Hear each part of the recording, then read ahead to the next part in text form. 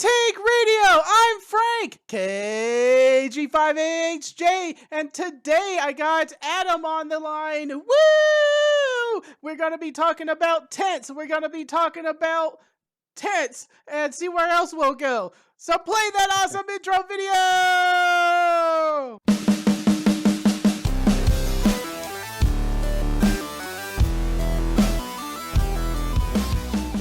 So how's it been, man? It's been a while since we talked last. You've been busy. It has. I have been busy. I've spent some time in the Eastern Sierra, a couple of trips up there, one of them being a 4-day backpacking trip. Had a blast up there in the mountains, bagging some peaks with the mountain rescue team and activating a soda summit in the process that had never been activated before. So it was a good time. Oh, that's awesome. Yeah. That's awesome. I'm really jealous of you going and activating those peaks and your search and rescue group. I don't talk about mine that much because if you're interested, I want you to naturally go to it. But I'm jealous of your group going out there and doing overnight trainings. Our trainings are here just like, okay, we're going in the field and we're going to have an all-day training. So bring a lunch and we're going to do our pack test at the beginning. So there's going to be a 3-mile hike.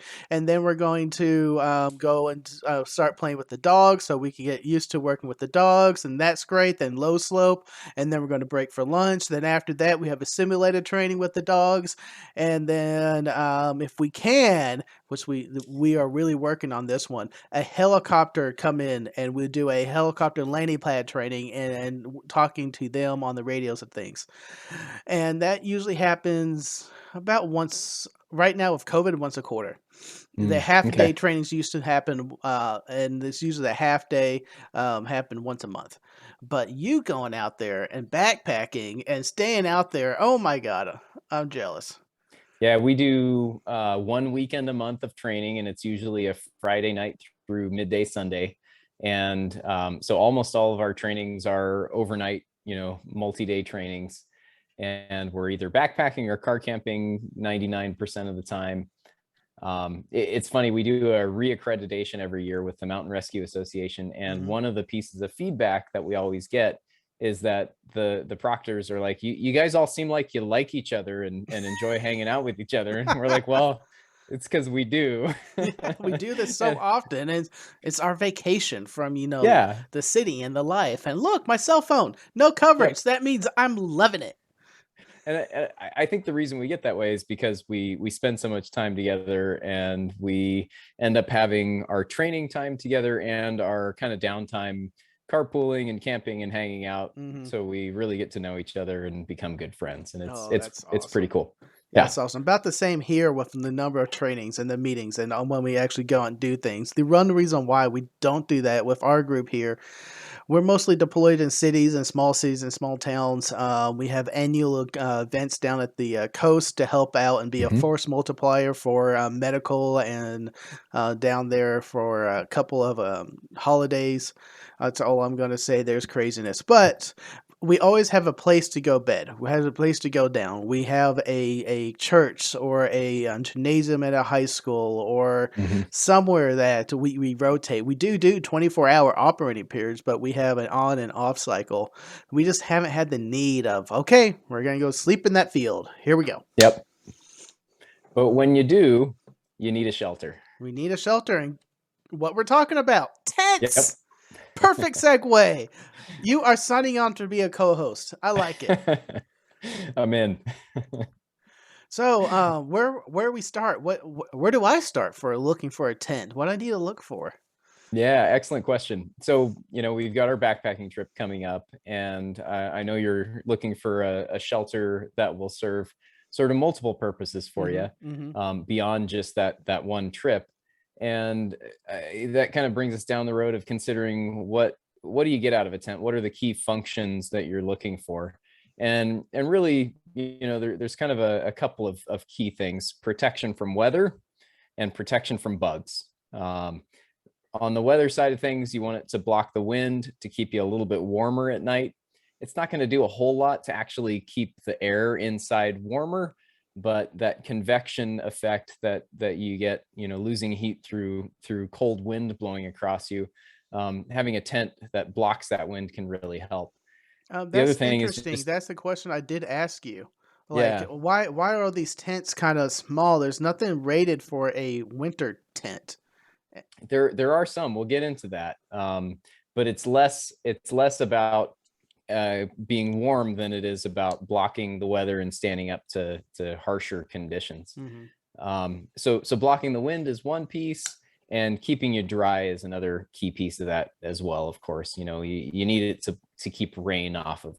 And then the other key function, of course, is just keeping bugs away from you, so you can sleep comfortably and not get attacked by mosquitoes.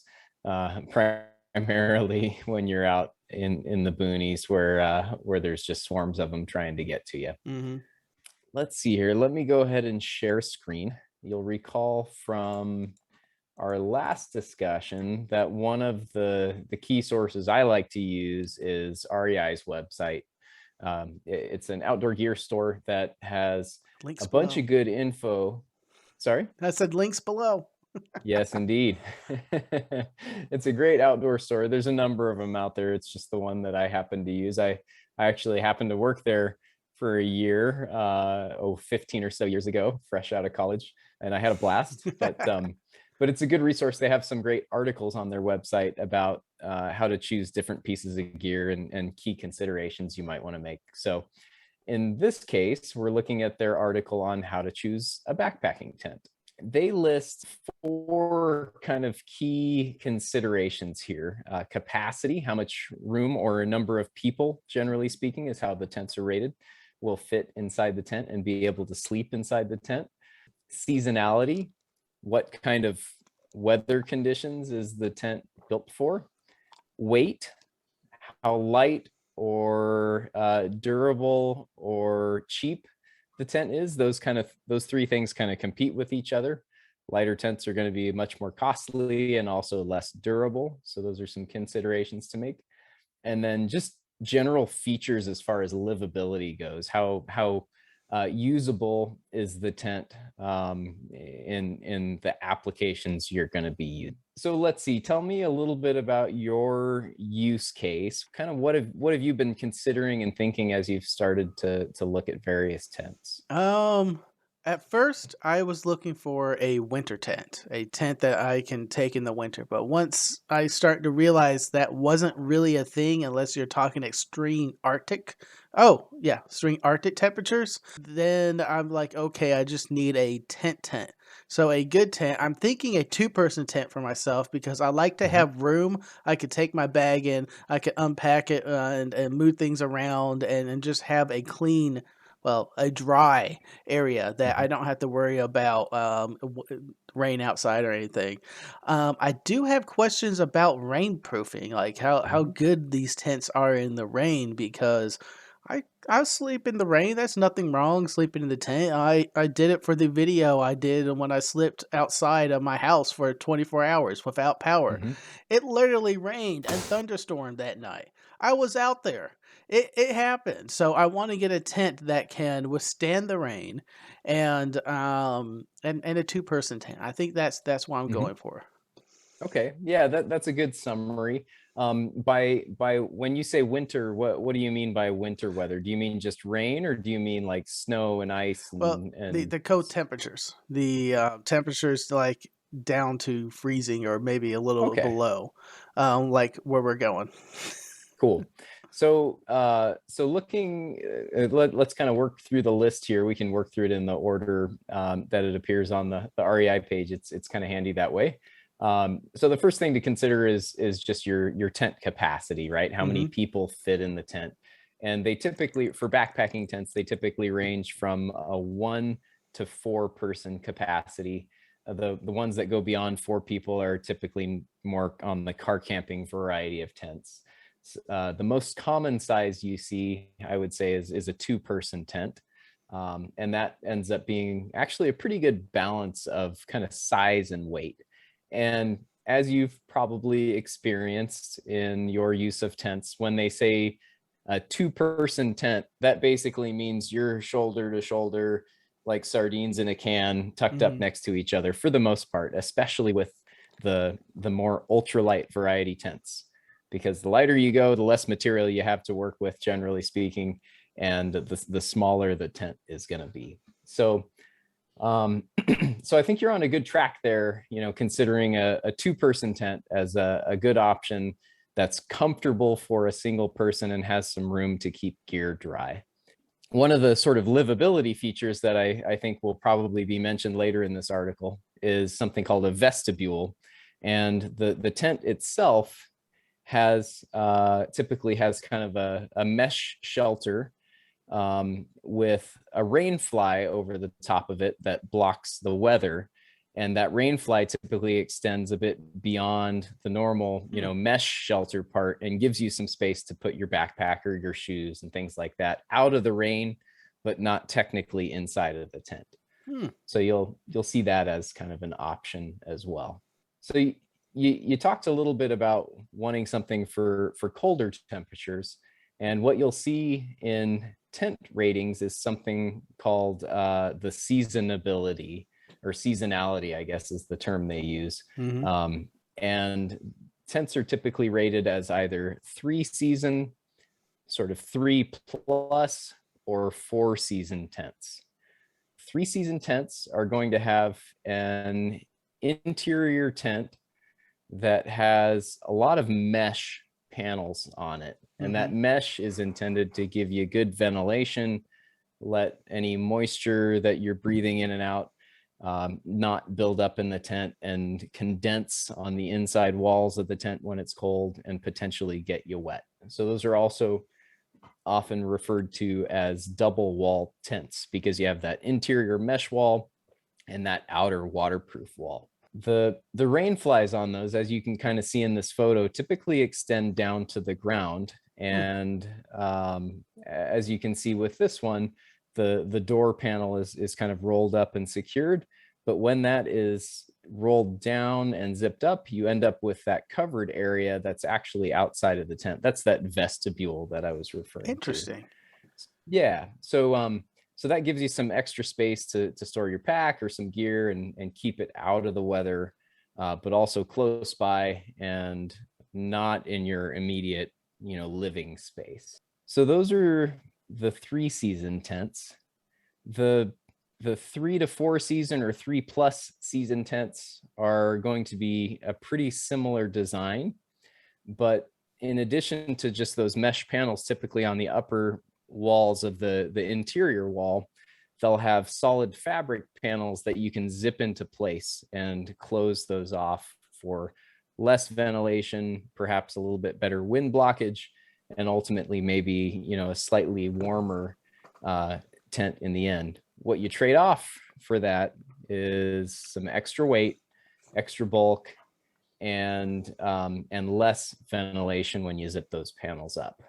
Third seasonality type of tent that you're going to see would be a 4-season, typically referred to as a mountaineering tent.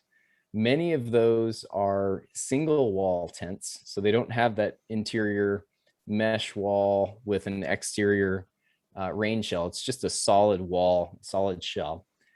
And they are typically very lightweight, but what they trade off for in weight and simplicity, you lose ventilation. And when it's humid and the air temperature reaches the dew point, you get a massive amount of condensation inside, and it can get to the point where it's almost like it's raining inside. Wow. So I don't know if you listen to Josh Ham Radio Crash Course podcast much at all, but he and Leia went camping in just down the road from me here in town, where it's not even that humid, and they were in a single wall tent, it's actually a 3-season tent, but it's a single wall version of a tent, so very limited ventilation. And Josh loved his tent because it's nice and lightweight, but Leia was not psyched because of all the condensation they had to deal with and how wet it got inside. Was that on a recent episode or?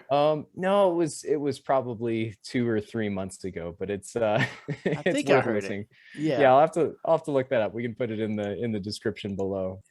We talked a little bit about weight. of tents, there's a trade-off between lightweight, durability, and cost. The lighter the tent, the more it's going to cost, and the lighter the tent, the less durable it's going to be. So you kind of have to find that right balance that's going to work best for you and your budget, to get what you need and have a tent that's not going to weigh you down too much, both on your back and in your wallet. Yeah. If you want to look at it that way. As far as the ratings go, from a tent perspective, what you'll typically see in the specifications are a minimum trail weight, a packaged weight, and then a packaged size. The key things that I typically look at are the minimum trail weight and maybe the packaged weight, but really the minimum trail weight tells you the most. That's just your main tent body, the rain fly, and the poles to hold it up. Mm-hmm. You're going to want to bring some stakes along with that. Tents Mm-hmm. typically come with some stakes. And then you may even consider bringing like a stuff sack if you need that to be able to carry it on your pack. If you're carrying it perhaps on the outside of your pack rather than inside, you might need the stuff sack.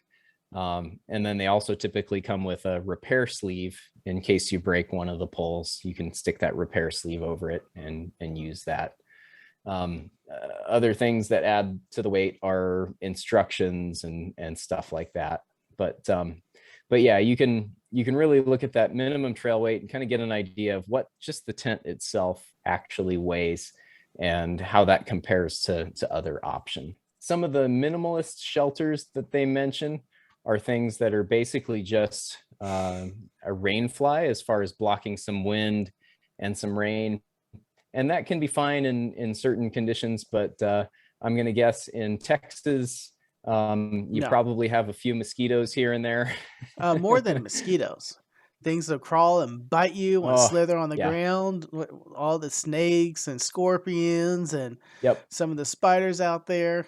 No to those minimus.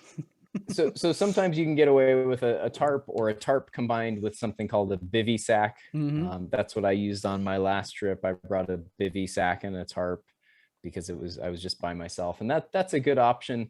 But definitely a more specific and limiting type of option for a sleep shelter while you're backpacking. So I think we want to stick with the tent options that, and I would strongly suggest the 3-season tent options.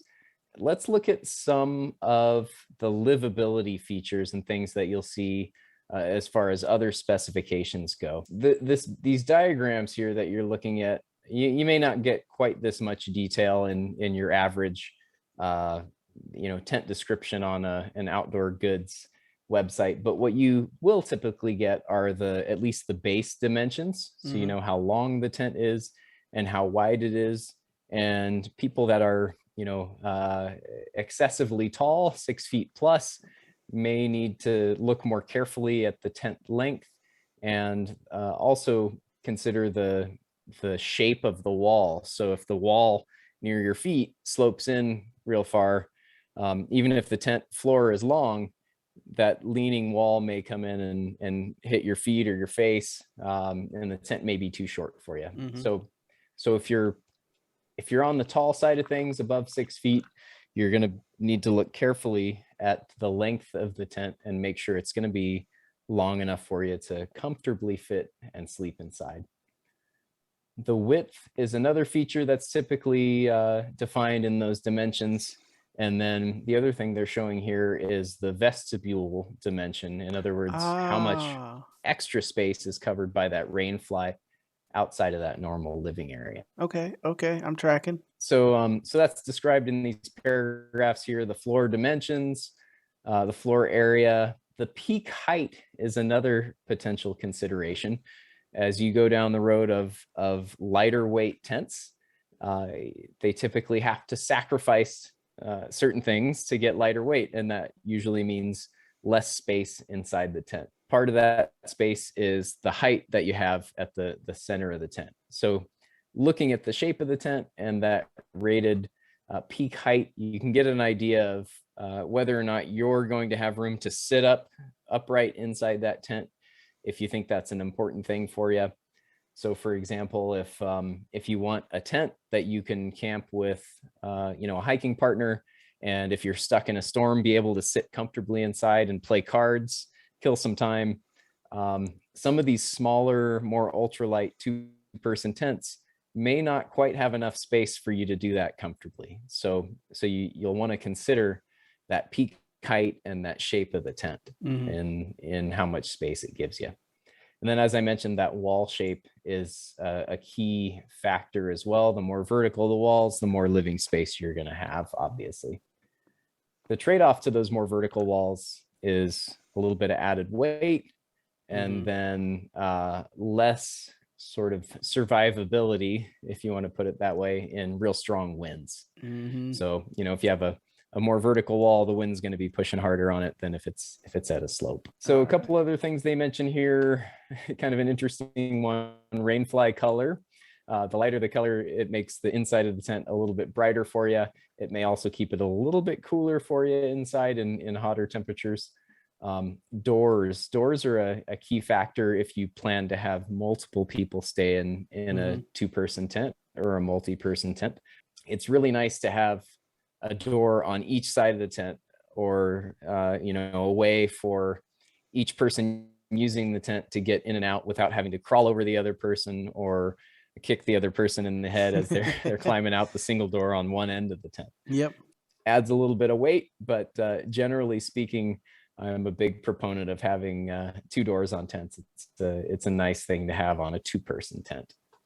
The vestibule, that's what I mentioned previously. That's kind of your porch area, your covered porch area where you can store some gear and keep stuff dry just outside the tent. And then ventilation features. In this photo up here, they show a vent at the top of the rainfly with a little stiff Velcro strap or bar that helps hold that open and keep the air flowing through in wetter conditions, so you get less of that condensation inside. So another, I think probably one of the most important features, and I'm almost surprised they didn't have this listed separately as a factor in tent design, is freestanding versus non-freestanding. And that's a key distinction that you're going to see in tent design.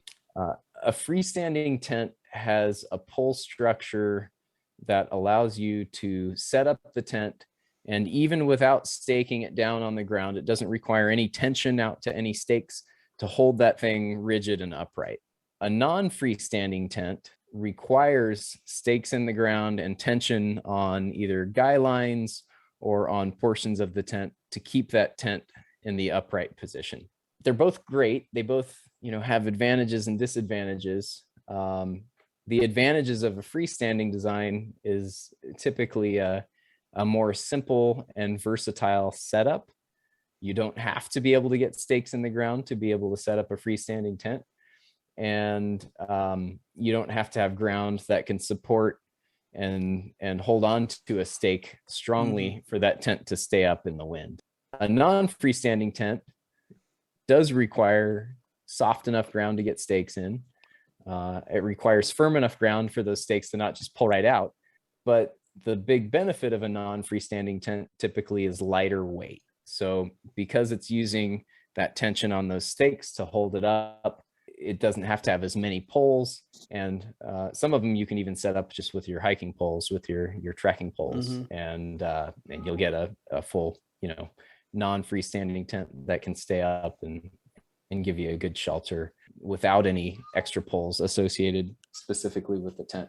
I've got a cat saying hello here. Hi. Bring the cat on stream as 3DB. She's thinking about it. One of the things you'll see in some of these ultralight freestanding tents, I think typically, I don't know that I've seen it in any of the non-freestanding tents, are what they call pole hubs. And those hubs are usually kind of aluminum rings or plastic fixtures that rigidly bring together 3 or sometimes 4 poles into a, a specific location and hold them in a specific position. One of the nice things about that is that it often makes the pole setup actually a little bit simpler, because there's only one way for the pole to go together.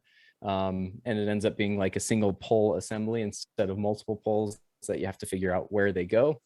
They're often a little bit lighter because they can get a little more creative with the pole design.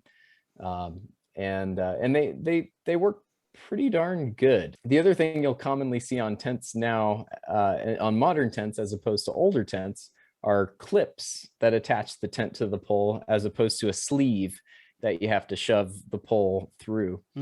Back in the day, you used to always have to fight getting that pole through the sleeve and get the tent set up. Oh man, that was It's a bad. pain.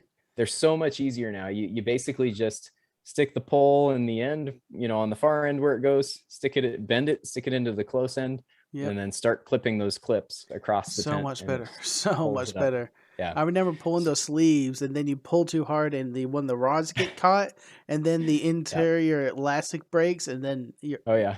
you're done. You're done. Yep. One of the other things they mentioned here as a livability or sort of setup feature are color coding. Some of these rainflies, it's a little tricky to figure out the right orientation and which end goes where. So a lot of them now have color coding so that the orange goes to orange and the gray goes to gray, and it makes it a lot easier Oh, to that's set nice. those up. Again, I mentioned aluminum versus fiberglass poles. For the most part, what you're going to see on reasonably priced backpacking tents are aluminum poles. You'll see some of the really fancy, expensive ones have carbon fiber poles. You're probably not going to be looking at any of those. They're even outside of my price range and interest as far as cost goes. They mention tent fabrics and denier of fabrics and describe what that is. Generally speaking, you're going to kind of just, that boils down to weight and durability. As you get into the super ultralight tents, just understand that you're sacrificing some durability for that lighter weight. So that covers, I think, a lot of their notes here, and I think a good summary of considerations in backpacking tents. Do they have a section to talk about rainproof? I was waiting for you to get there. Or what's Yeah, considered as waterproof or water sure. resistant, because you can't find anything labeled anymore as waterproof. It's always water resistant. Yeah, so first things first, when you buy a tent, read the instructions. A lot of tents these days come pre-sealed, so you don't Mhm. have to do anything additional to make them waterproof. Some of them you do. So read the instructions. Mhm.